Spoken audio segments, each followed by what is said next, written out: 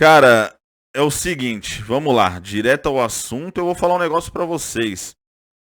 O São Paulo, ele tá muito perto de montar o melhor São Paulo dos últimos 10 anos, mas de forma disparada, porque dos últimos 10 anos pra cá, até que o São Paulo teve bons times, nem todos os times do São Paulo dos últimos 10 anos foram ruins, só que eram times desequilibrados.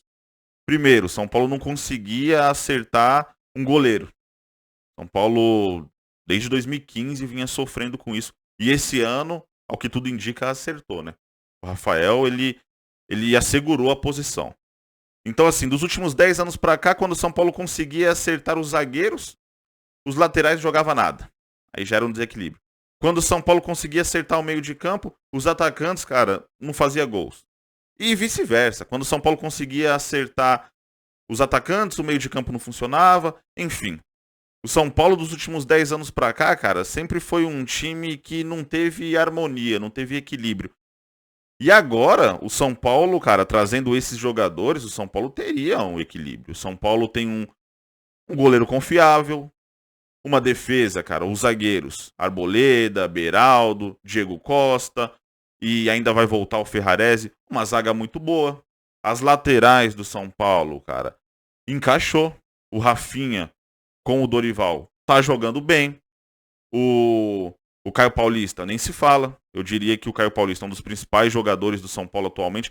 Embora nos últimos 2 jogos deu uma decepcionada, né, Caio Paulista? Jogou bem lá contra o Palmeiras. Antes dos confrontos contra o Palmeiras, estava jogando bem também. Enfim, se começar a achar que é craque, cara, se começar a achar que é acima da média, o nível vai cair. Então tem que voltar, né? A ser aquele jogador que vinha apresentando bom futebol sem ficar achando que é craque. Enfim.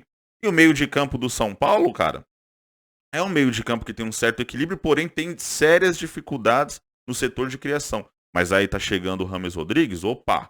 E com o Lucas jogando ali de meio atacante, caindo pelas pontas, Caleri, Luciano, enfim. Ou seja, o melhor São Paulo dos últimos 10 anos, rapaziada. O São Paulo mais equilibrado, cara, dos últimos 10 anos, sem sombra de dúvida. É um pouco arriscado isso que o São Paulo tá fazendo? É. Eu já falei isso aqui em outros vídeos.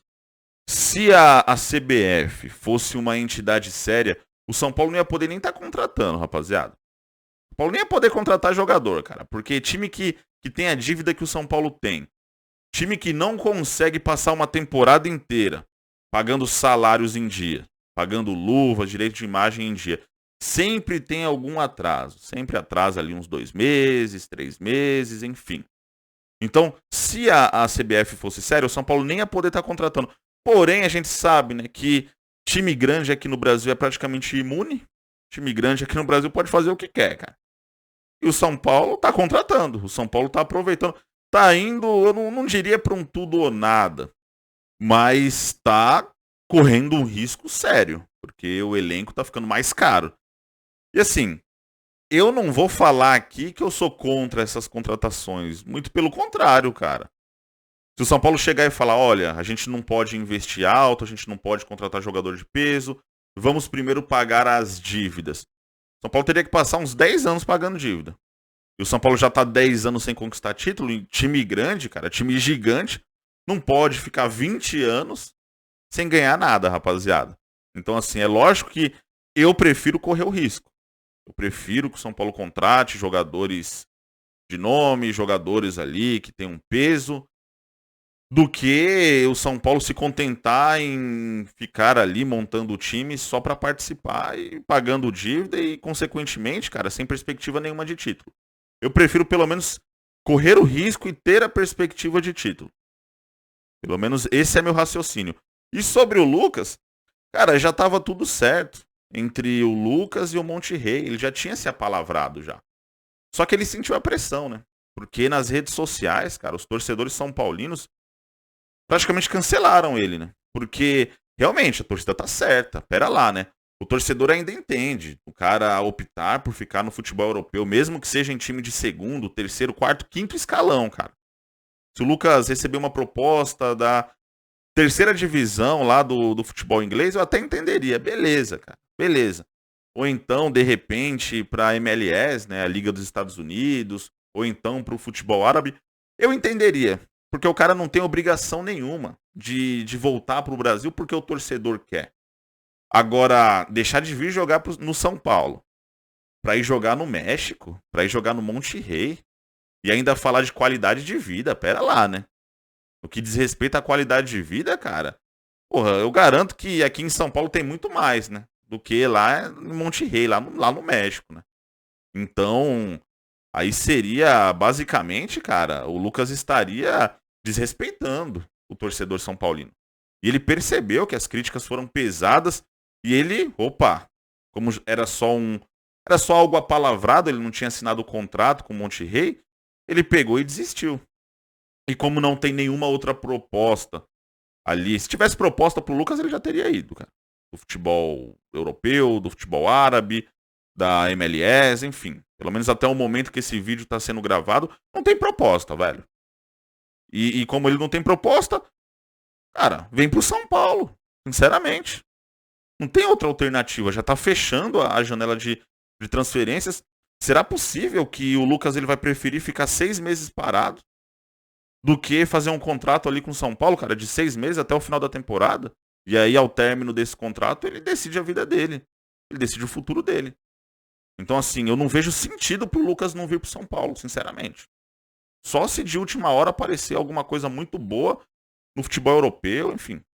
Porque do contrário, será possível que o cara vai preferir ficar parado do que vir pro São Paulo? Jogar 6 meses? Conquistar título com o São Paulo? Pelo menos ter a perspectiva, né, de ganhar aí uma Sul-Americana, buscar, quem sabe, uma Copa do Brasil, fazer um campeonato brasileiro decente ali, num G4. Então, assim, tá na mão dele. E tem o Eric também, bom jogador do Ceará, jogador jovem, que esse já tá contratado já, porém ele ainda tem contrato até o final do ano com o Ceará, e o Ceará quer que ele respeite o contrato, né? Porém o São Paulo quer mandar pra lá algum jogador da base pra ver se consegue antecipar a vinda do jogador. O São Paulo com esses 3 jogadores, rapaziada, o Eric menos, né, não seria titular, mas o São Paulo com o Rames Rodrigues, o São Paulo com o Lucas, cara, muda demais o patamar. Pelo menos o time titular do São Paulo, cara, ele conseguiria bater de frente com praticamente todo mundo aqui no Brasil, no que diz respeito a times titulares. Uma eventual final contra o Flamengo, caso o São Paulo passe. Cara, claro, o Flamengo é muito melhor no que diz respeito a elenco, né? O Flamengo ele tem 3 times, mas no que diz respeito a time titular, o São Paulo pode. Ele enfrentar o Flamengo, sim, cara. De repente faz um bom jogo no Morumbi, ganha e joga lá no Maracanã de uma maneira inteligente. O Corinthians, que ao meu ver, o São Paulo contratando esses jogadores seria superior ao Corinthians. O Corinthians ano passado contra o Flamengo do ano passado estava melhor do que o Flamengo desse ano, né? O Flamengo do Dorival ano passado. O Corinthians levou para os pênaltis, cara. Por pouco não foi campeão. Então o São Paulo com Rames Rodrigues, o São Paulo com Caleri, o São Paulo com Lucas. Porra, não pode acreditar? Dá pra acreditar sim, rapaziada. Sinceramente, cara. Com certeza. Enfim, deixa a opinião de vocês aqui nos comentários. Tamo junto, rapaziada. Um abraço a todos.